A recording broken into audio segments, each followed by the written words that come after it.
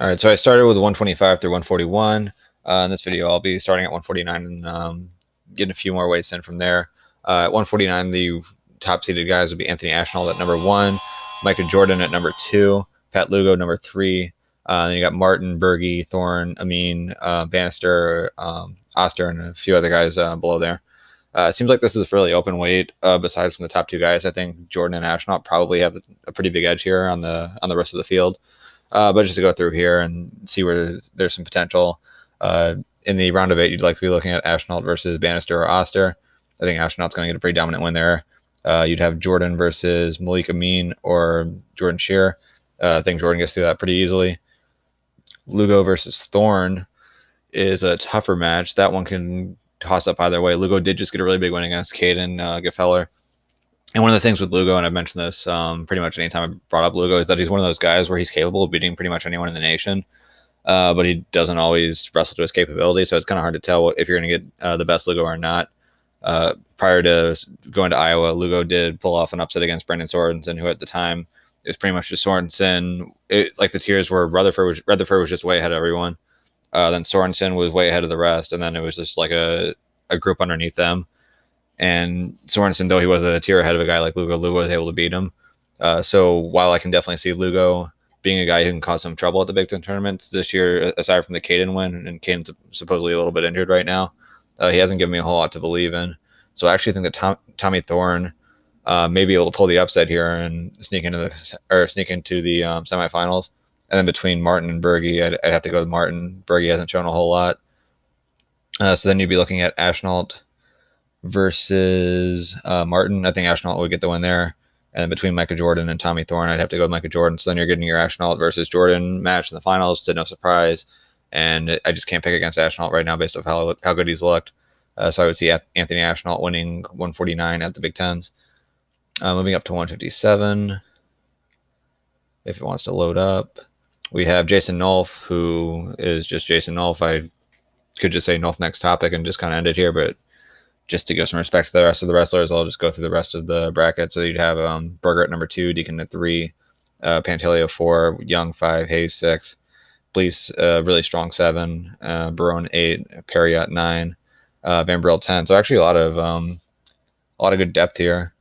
As far as how I'd see the top eight looking, as far as where upsets could potentially happen, I don't know that anyone's really getting upset here. Tucker versus Young would be an interesting match for a guy getting into the quarters. Tucker, definitely a tough guy, but I think Young would be able to get the edge on him there. Any other potential upsets? Not really that I can see. Keyshawn Hayes versus Danishek. I think Hayes is going to win that one. Van Brill's good, but I'd see Blease winning there too. Though he may still be dealing with an injury. We've seen I believe it's a shoulder harness on him all year. But then heading into the quarters, Jason Nolf over Barone or Perriott. I think it'd probably be Perriott, but even still, Nolf's going to get through that one pretty easily. Tyler Berger versus Steve Blease.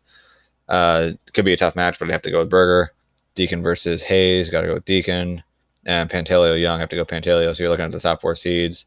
Nolf Pantaleo is usually a very close match. Nolf, I'd have to pick Nolf to win. I think it might be just a regular decision, may not even major him.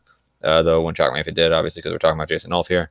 And then with Berger and Deacon, close match. Berger got the edge on him this year already. Deacon is definitely capable of getting the win there. Do I think Berger's going to lose to Deacon in the semis? It's possible, but I think you have to probably go with Berger, and then you get Berger Nolf. And again, Jason Nolf is just way ahead of the rest of the field here, so I'd pick him to win there. At 165, this is where it gets really interesting. They have Vincenzo at one and Marinelli at two. Now, there's an argument that Marinelli has a better case because of the two wins over Evan Wick to be the number one seed. But we're going to go based off the assumption that it'll be Vincenzo right now. It'll be interesting to see how the ranking works on that because Vincenzo's an undefeated returning national champion. So for him not to be number one in his own conference, there's an argument to be made just based off of the season, but I don't know if it's actually going to happen or actually work out that way. But another deep weight class. So then you're looking at Marinelli at two, Wick three, Isaiah White four, Massa five, Campbell six, and then a bit of a drop off there with Joey Gunther and the rest. So as far as any potential upsets, I think between 6 through 8, there's a potential that one of these 9 through 11 guys sneaks in. But I don't know that I'm picking any of them. So then when we get to the corners, you'd be looking at Vincenzo versus Bryce Martin or Carson Brolsma.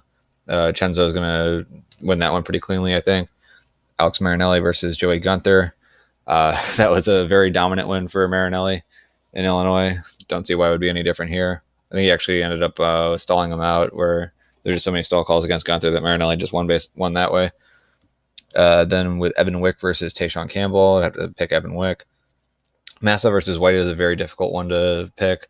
White's a very hard guy to score on. Massa is a guy who we've seen a pretty high ceiling from, but he's also a guy who isn't always the most consistent. Lost to Alex Marinelli last year, but then beat him in Big Tens and had that infamous moment where he was flexing on the Brands brothers, which is sort of a weird move to do. And I guess because this is a college sanctioned event, you can get away with that. But if you do that in the wrong arena with the wrong sanctioning body, you might get a fist to the face and a few other things you don't like. But I guess that's neither here nor there. So as far as between Massa and White, who I think is going to win that, I think there's a real potential for an upset there with Massa winning.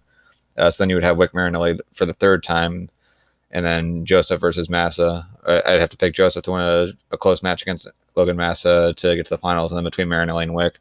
Marinelli's beat him both times this year.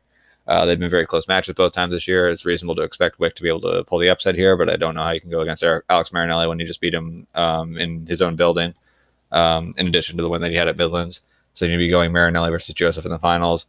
Marinelli was able to beat him in the duel last year, but do I think he's going to beat him again? It's hard to go against Marinelli because of how good he's looked this year, but Joseph's one of those guys where I think to pick against him, you actually have to see him lose at this point, and haven't seen him lose in a while, so I'm going to have to pick Vincenzo Joseph, but Marinelli's going to definitely keep that match pretty close, and wouldn't be shocked if he was able to get the win because he already has beaten him before.